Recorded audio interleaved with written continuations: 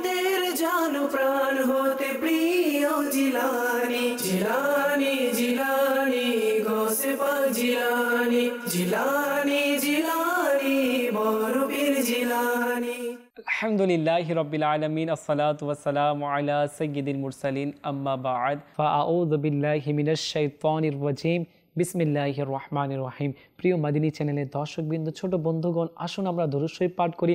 আসসালাতু ওয়াসসালামু আলাইকা ইয়া রাসূলুল্লাহ, আসসালাতু ওয়াসসালামু আলাইকা ইয়া রাসূলুল্লাহ, ওয়া আলা আলিকা ওয়া আসহাবিকা ইয়া হাবিবাল্লাহ, ওয়া আলা আলিকা ওয়া আসহাবিকা ইয়া হাবিবাল্লাহ, আসসালাতু ওয়াসসালামু আলাইকা ইয়া নাবিয়াল্লাহ, আসসালাতু ওয়াসসালামু আলাইকা ইয়া নাবিয়াল্লাহ, ওয়া আলা আলিকা ওয়া আসহাবিকা ইয়া নূরাল্লাহ।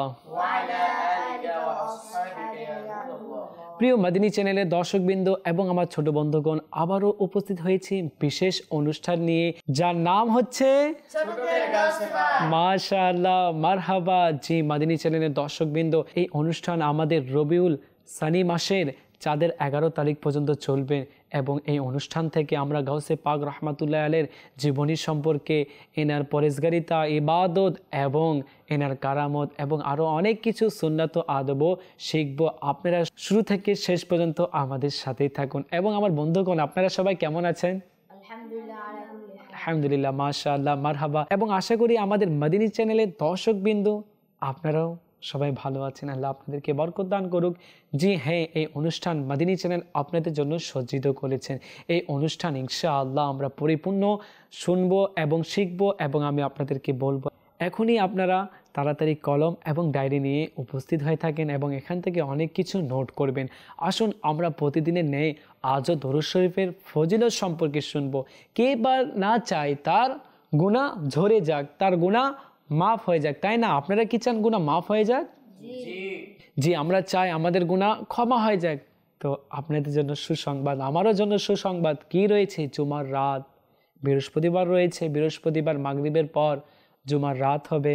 আর জুমার রাত থেকে নিয়ে আমাদেরকে জুমার যে আসরের নামাজ অর্থাৎ মাগরিবের নামাজ আগ পর্যন্ত বলা হয় জুমার দিন।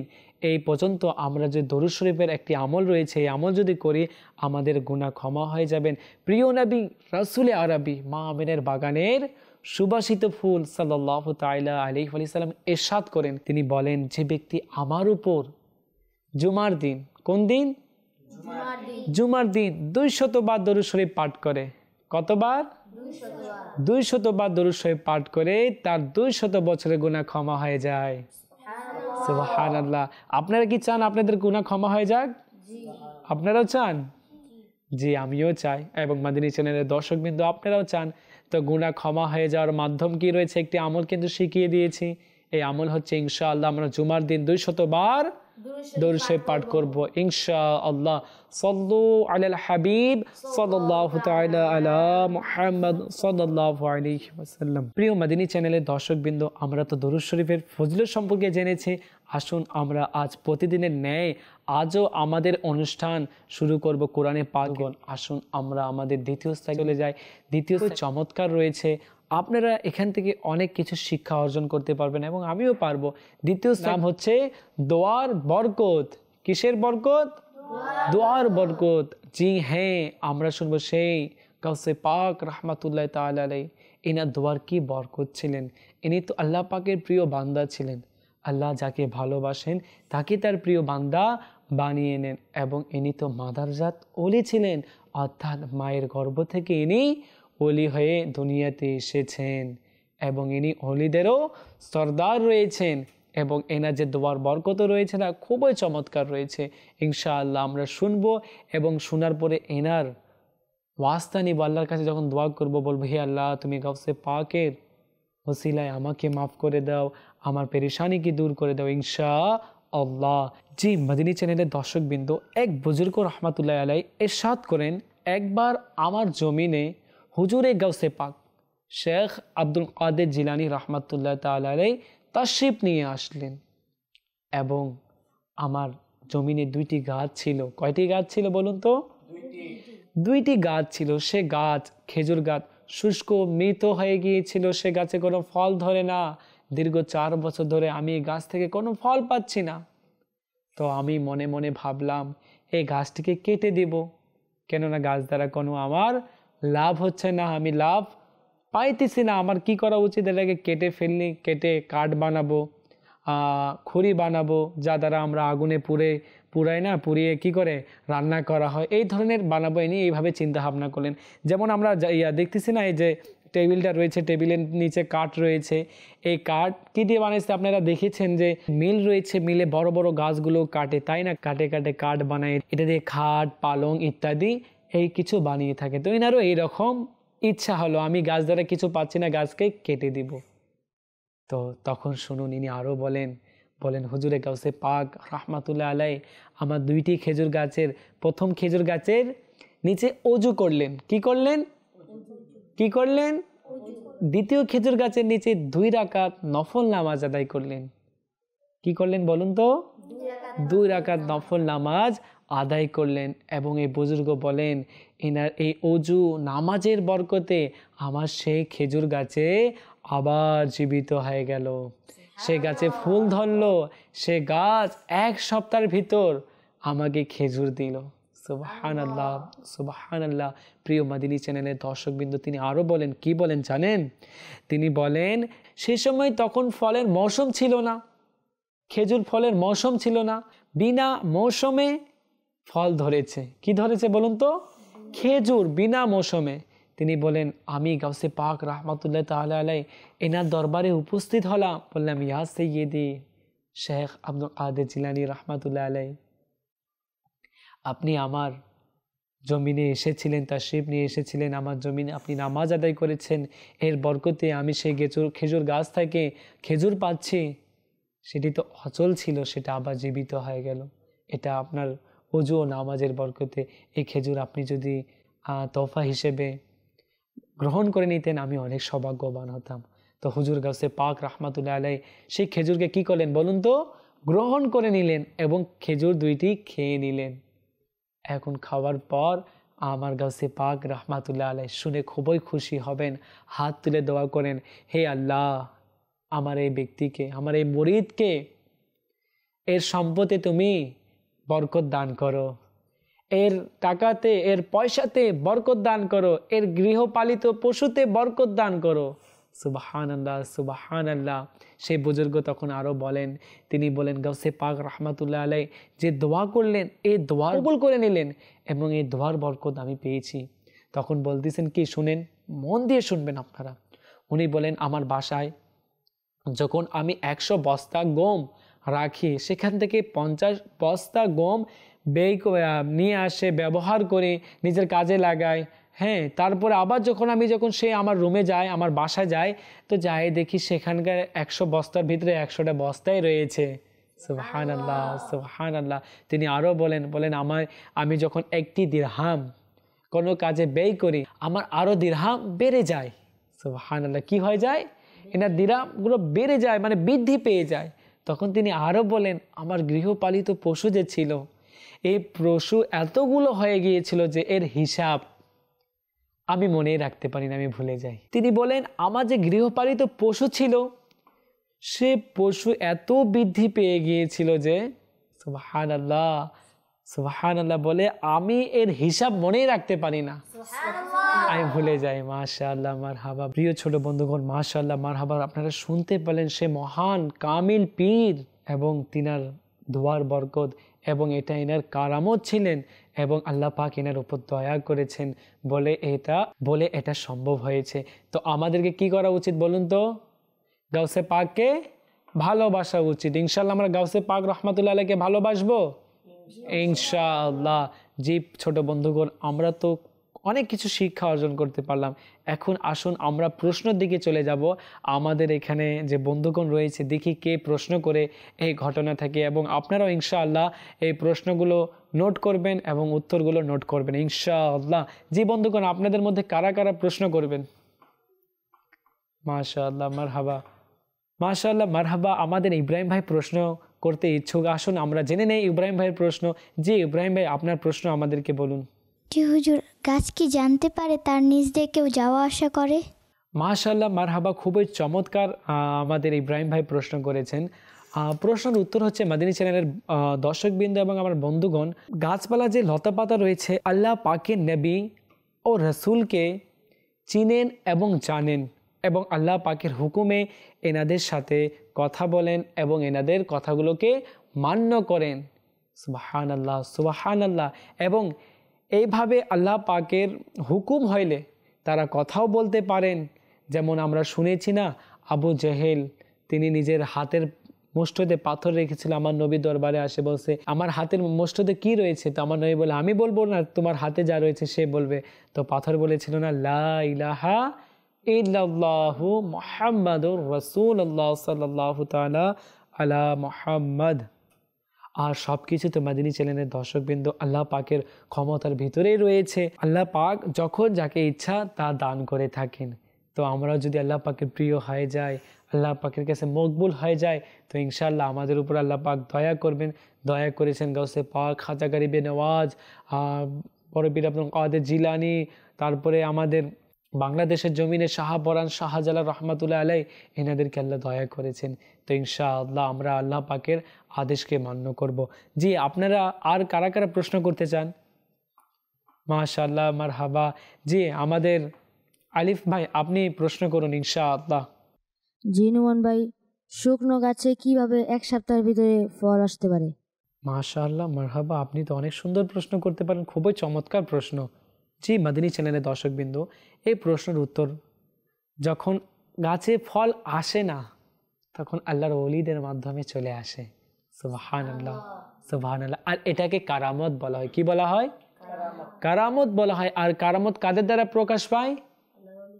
আল্লাহর ওলিদের মাধ্যমে। যেটা অসম্ভব, যেটা সম্ভব না, এটাকে সম্ভব করে নেন।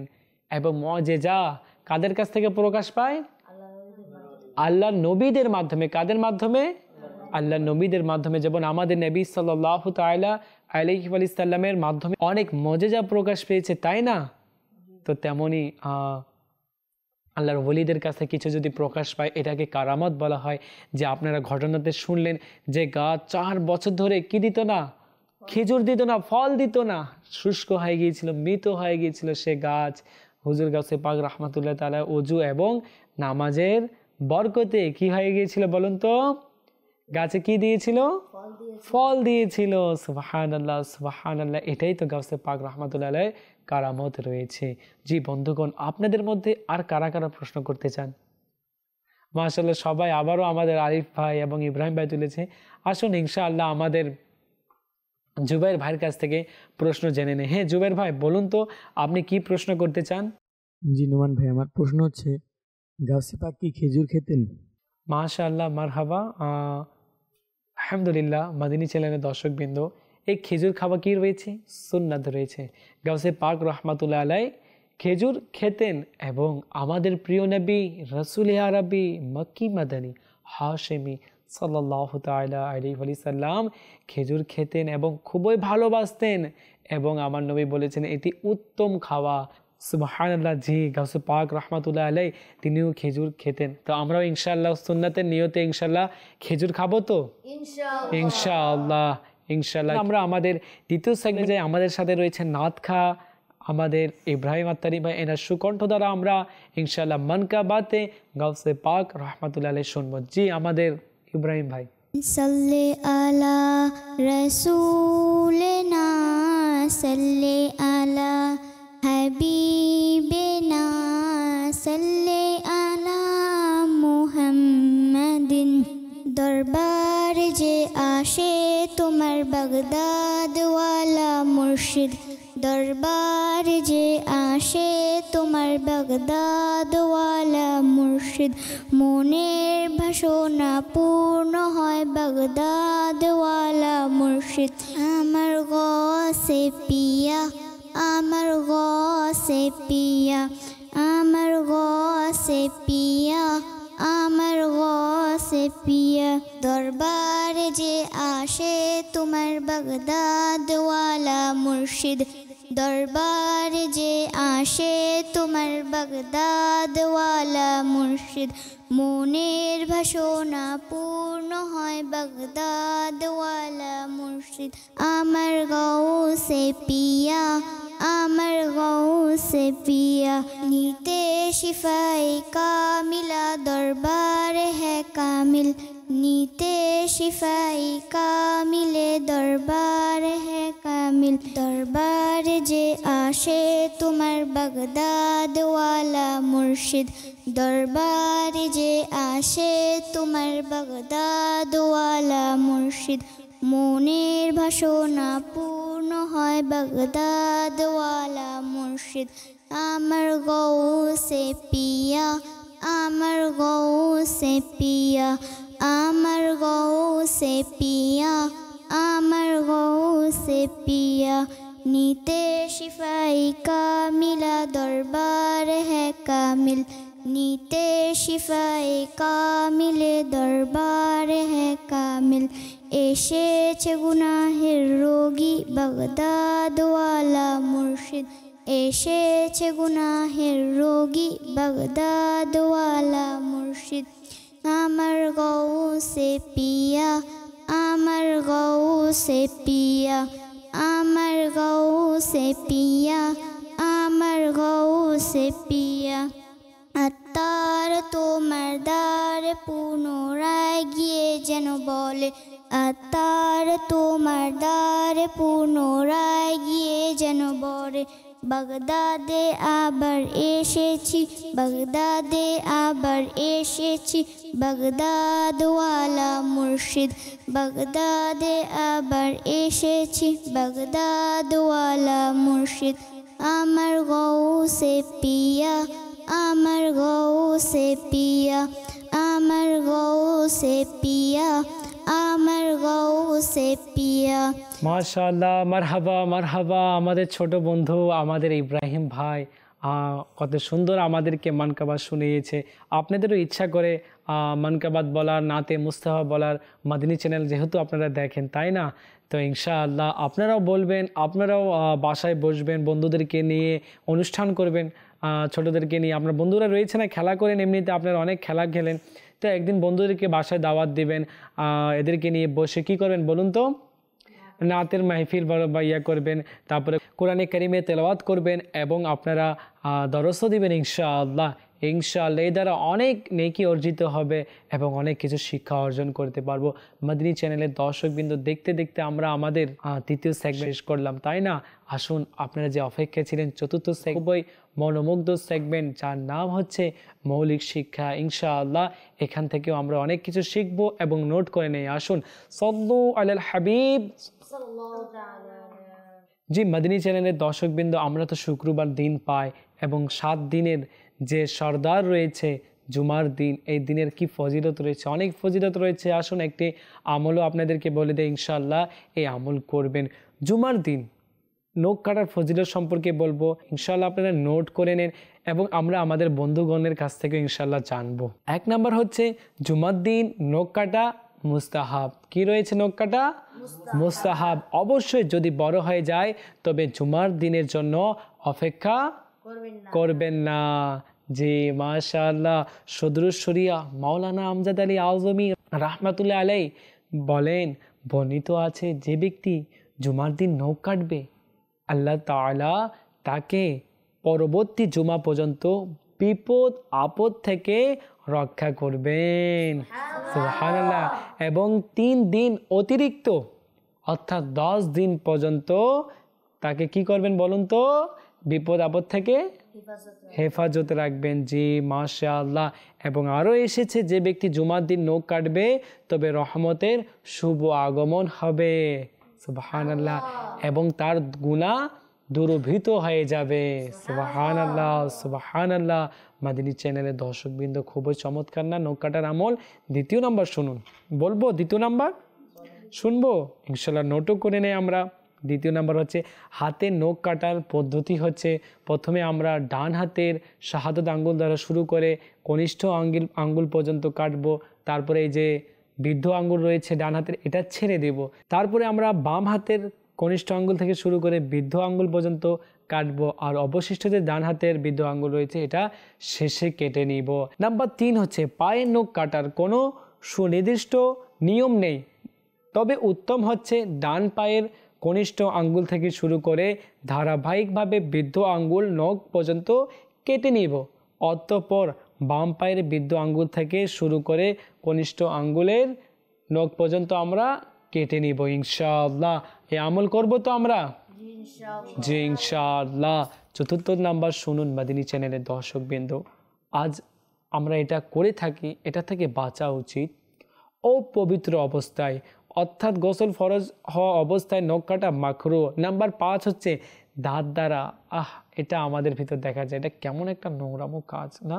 একটু চিন্তা করে দেখেন, মানুষের সামনে জনসাধারণে যদি মুখে কি করে আঙ্গুল দিয়ে আমরা নখ কাটি, এটা কেমন না? কিতাবে এসেছে যদি কোনো ব্যক্তি এটা করে এটা মাকরু এবং এই দ্বারা তার শ্বেত রোগ হওয়ার আশঙ্কা রয়েছে। আল্লাহু আকবার। এমন করব আমরা বন্ধুগণ? ভুলবশত আমরা কি করব না বলুন তো? আঙ্গুল দেব না। এবং আমি মাদিনী চ্যানেল যারা দেখছেন তাদেরকে বলবো, আপনারা আপনাদের সন্তানদেরকে দেখবেন, খেয়াল রাখবেন। হ্যাঁ, আর যদি আপনারা ভুলবশত করে থাকেন এদিকে খেয়াল রাখবেন, এই দ্বারা রোগ হওয়ার আশঙ্কা রয়েছে। নাম্বার 6 হচ্ছে আমরা যে নখগুলো কাটি, নখের আঁশটাগুলো এইসব কাটার পরে আমরা কি করব জানেন?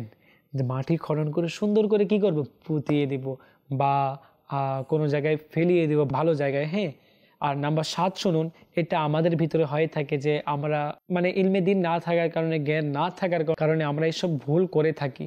এই সকল কিছু থেকে বাঁচা উচিত। দেখাও যায় আজকাল এরকম হয়ে থাকে, যেমন আমরা যে নখগুলো কাটি, এগুলো কাটে আমরা পায়খানা এবং গোসলখানায় ফেলে দিই। এটা ফেলানো হচ্ছে মাকরু। পায়খানা এবং গোসলখানায় নখ কাটিয়ে ফেলানো কি হচ্ছে? মাকরু। এমন কাজ করা কি উচিত না? কেননা এই দ্বারা রোগ সৃষ্টি হয়।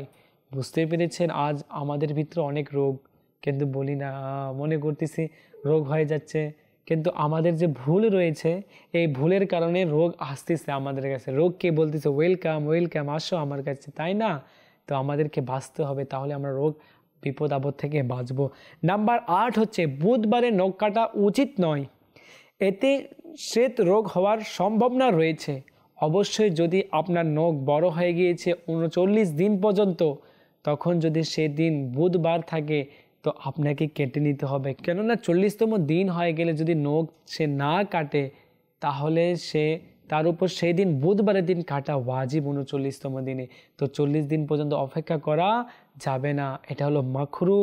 মাকরুয়ে তাহরিমি, আমাদেরকে বাঁচতে হবে। আজ আমরা খ্যাটাসদের মতো নখগুলো বড় করে রাখি, এই নখগুলোতে কত ময়লা যায়, এটা আবার শরীরে যায়, চোখে যায়, নাকে যায়, মুখে যায়, পেটে যায়, এই দ্বারা রোগ সৃষ্টি হয়। আর আবার কিতাবের মধ্যে এসেছে নাম্বার 9 হচ্ছে যারা লম্বা লম্বা বড় বড় নখ রাখে না, মানে পরীর মতো হইতে চায়, পরীরও মনে জানা মতো এরকম নখগুলো নয়, এই বড় বড় নখ রাখে, অনেকে খিলাল করে নখ দিয়ে রোগগুলোকে ওয়েলকাম করতেছে। এইরকম করা উচিত নয়, কেননা বলা হয়েছে কিতাবে বড় নখ শয়তানের বৈঠকখানা, অর্থাৎ সেই জায়গায় শয়তান কি করে? বসে রাজত্ব করে, এটা তার সিংহাসন। তো বন্ধুগণ, আমরা শয়তানকে ওয়েলকাম করব না, শয়তানের সাথে যুদ্ধ করবো ইনশাআল্লাহ। আর নখ বড় করবো কি আমরা? জি না। তো মাদিনী চ্যানেলের দর্শকবৃন্দ, আমরা এখান থেকে অনেক কিছু শিক্ষা অর্জন করতে পারলাম। এর উপর আমল করার নিয়ত করে নেই ইনশাআল্লাহ, কেননা মুসলমানের নিয়ত তার আমল অপেক্ষায় উত্তম। মাদিনী চ্যানেলের দর্শকবৃন্দ, দেখতে দেখতে আমাদের সময় শেষ। ইনশাআল্লাহ আবারও আপনাদের সাথে দেখা হবে পরবর্তী অনুষ্ঠানে। ততক্ষণ আপনারা ভালো থাকুন, সুস্থ থাকুন এবং মাদিনী চ্যানেল বাংলা দেখতে থাকুন। সাল্লু আলাল হাবিব সাল্লাল্লাহু তাআলা আলা মুহাম্মদ সাল্লাল্লাহু আলাইহি ওয়া আলিহি ওয়াসাল্লাম। মোদের জান প্রাণ হতে প্রিয় জিলানি, জিলানি জিলানি গৌসে পাক জিলানি, জিলানি জিলানি বড় পীর জিলানি।